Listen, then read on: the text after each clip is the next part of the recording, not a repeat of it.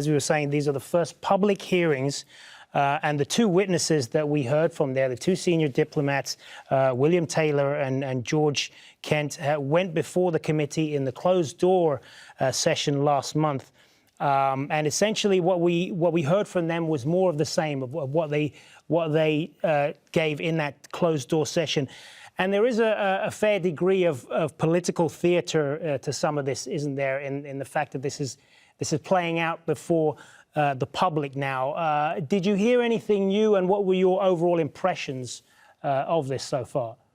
I think the most important thing we heard were these two witnesses explaining why the Ukraine is so important to American interests and how the president's alleged actions worked against American interests and American national security. There have been a lot of allegations about the president's behavior, a lot of discussion about how those may have played out and the personalities involved. But negotiating this impeachment process involves a judgment about whether the president's actions constitute an abuse of power that would justify potentially removing him from office. And these two witnesses' statements about the importance of Ukraine to American security and how the president's irregular, informal diplomacy to advance his own election interests may have hurt their security was, I think, an important new addition to the public discussion about impeachment. I want to ask you as well, in particular, about William Taylor, the U.S. ambassador to Ukraine, who we heard a lot more from, it's fair to say. What did you make of his overall demeanor and his credibility as a witness when he spoke? I think it's a stark contrast to all of the other public discussion. Most of the debate has been carried out by people who come off as extremely partisan, supporters of the president, opponents of the president. And here, finally, in public for the first time, we see the sort of career diplomats and public servants who have been tasked with representing the United States abroad, telling their version of events, sort of a third take on this from a neutral point of view. And that, again, is another important new element of the impeachment process we're hearing for the first time. One of the things that struck me was something that William Taylor said in that testimony, and I wanted to ask you about this. What did you make of the fact that this is a current U.S. ambassador making it very clear that the president's attitude towards another country was, in his words, illogical, could not be explained, and was crazy? What did you make of that? I mean, those are stunning things for a sitting ambassador, acting ambassador to say about the U.S. president, or any ambassador to say about the head of state of his own country. And the fact that this experienced public servant can attach no logical explanation to the president's actions other than the president's narrow political self-interest is pretty startling. All right, for the moment, Joseph Ura, thanks very much. There'll be lots more to chew on this, no doubt. But for the moment, thanks very much. Let's go to Kimberly Halkett now, our White House correspondent, who is standing by there. So, Kimberly, we know that, at least that's what we've been told, that President Trump did not watch any of this. But what are they likely to be saying about this?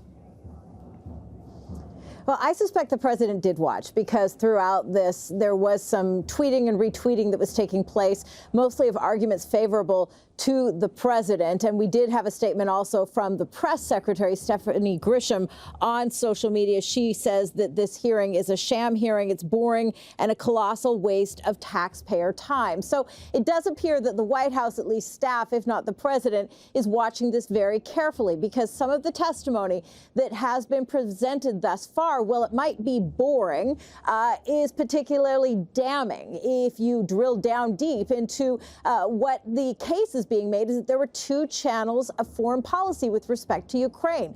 Let's take a listen to the opening statements of both of these career officials who have served, they note, under multiple presidents, both Democrat and Republican. As a general principle, I do not believe the United States should ask other countries to engage in selective, politically associated investigations or prosecutions against opponents of those in power, because such selective actions undermine the rule of law, regardless of the country. In a regular NSC secure video conference call on July 18th, I heard a staff person from the Office of Management and Budget say that there was a hold on security assistance to Ukraine, but could not say why. Toward the end of an otherwise normal meeting, a voice on the call, the person was off screen, said that she was from OMB, and her boss had instructed her not to approve any additional spending on security assistance for Ukraine until further notice. I and others sat in astonishment. The Ukrainians were fighting Russians and counted on not only the training and weapons, but also the assurance of U.S. support. All that the OMB staff person said was that the directive had come from the President to the Chief of Staff to OMB.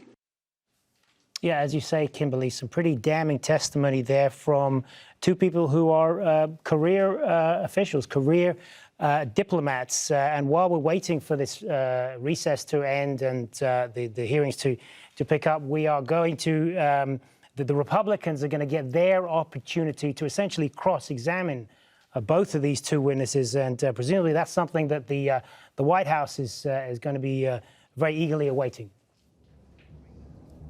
Yeah, because particularly given the fact that Republicans up to now have argued that this has not been a fair process, that this has not been objective in any way, that up until now, until these public hearings, this has been held in secret. They argue, and we saw this at the beginning of these proceedings, where a number of Republicans proceeded to sort of interrupt the process, bring to point parliamentary order with questions regarding whether they would have the opportunity to call witnesses that they believe are important. Well, the Republicans will be able to do cross-examination. What they haven't been able to do, and what they tried to get there at the beginning on public record, was the fact that they want to call a number of witnesses that they say Democrats have pushed back on. Number one, the whistleblower, the individual who didn't hear that July 25th phone call between the U.S. president and the Ukrainian president, but in fact heard of it from others, was deeply concerned, reported it to the Intelligence Committee's Inspector General. That is what really launched this impeachment proceeding. The other witness that the Republicans are very keen to call is Hunter Biden, the son of the former Vice President Joe Biden. And when you hear them talking about Burisma, of course, that being the energy company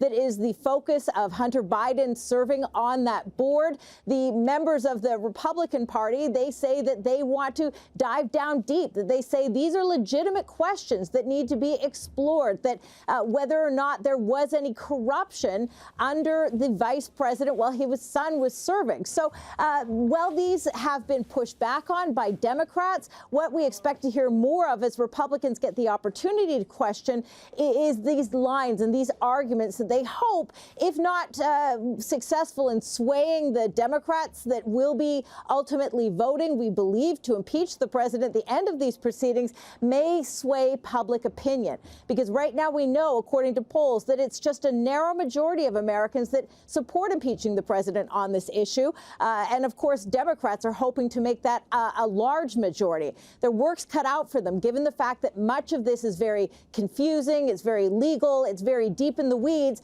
And there's also this challenge, too, that these are sort of the Washington insiders that Donald Trump campaigned against, that he said he wanted to drain the swamp, that these are the people that control the power. So there are a number of narratives that are sort of percolating underneath here that are going to be a challenge for the Democrats to put forward to make their case. Yeah, one of the things that we heard a lot of from both of these witnesses was the influence of Rudy Giuliani, the president's personal lawyer, and his involvement in all of this, and the perception that he was essentially engaging in a separate U.S. foreign policy. They talked about a regular channel and an irregular channel. Yeah, it wasn't just said once, it was said multiple times, and this is the problem for this White House, that Ambassador Taylor used words like alarmed, that there were two channels, it was irregular, it was crazy, essentially underscoring that there was one channel for foreign policy with respect to Ukraine, that was the typical diplomatic State Department channel, and the other one that was operating under the Trump administration, headed up by the president's personal lawyer, Rudolph Giuliani. All right, Kimberly, for the moment, thanks very much. Kimberly Halkett outside the White House for us. Let's go back to Joseph Ora, Associate Professor of Political Science at Texas A&M University in Qatar, joining us here from Doha. So I want to ask you then about Rudy Giuliani. What do you make of the fact that he was mentioned quite prominently in that testimony, the White House personal lawyer, and what they saw as his kind of unseemly involvement in the whole U.S. relationship with Ukraine? I mean, it's certainly not unusual for presidents to use personal contacts outside of the normal channels to try to reinforce official foreign policy. What's unusual in this case is Mr. Taylor's testimony that the irregular, informal channels of Mr. Trump's communication with the Ukrainian government flowing through Mr. Giuliani seem to be at odds with the official U.S. foreign policy and its commitments to Ukrainian security, and contrary to Russian aggression in Ukraine.